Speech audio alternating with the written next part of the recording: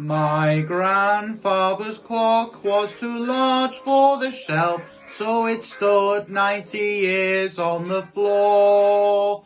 It was taller by half than the old man himself, though it weighed not a pennyweight more. It was bought on the morn of the day that he was born, and was always his treasure and pride. But it stopped short, never to go again, when the old man died. 90 years without slumbering, tick-tock, tick-tock, his life, seconds numbering, tick-tock, tick-tock, it stopped short, never to go again, when the old man died. In watching its pendulum swing to and fro, many hours had he spent while a boy. And in childhood and manhood the clock seemed to know, and to share both his grief and his joy. For it struck 24 when he entered at the door, with a blooming and beautiful bride. But it stopped short, never to go again, when the old man died.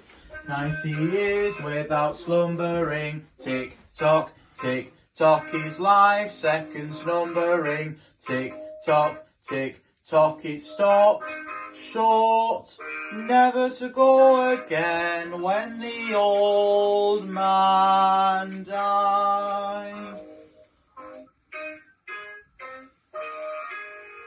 My grandfather said that of those he could hire, not a servant so faithfully found.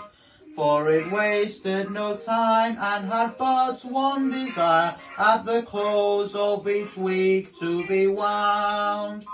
And it kept in its place, not a frown upon its face, and its hands never hung by its side.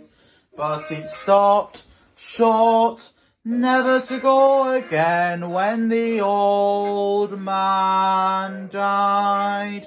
90 years without slumbering, tick-tock, tick-tock, his life, seconds numbering, tick-tock, tick-tock, it stopped short, never to go again, when the old man died.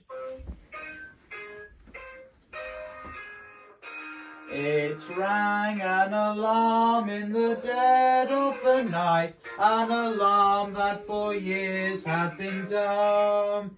And we knew that his spirit was pluming for flight, that his hour of departure had come.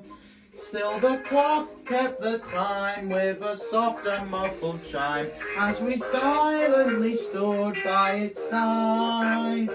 But it stopped short, never to go again, when the old man died. 90 years without slumbering, tick-tock, tick-tock, his life, seconds numbering, tick-tock, tick-tock, it stopped short, never to go again, when the old man died.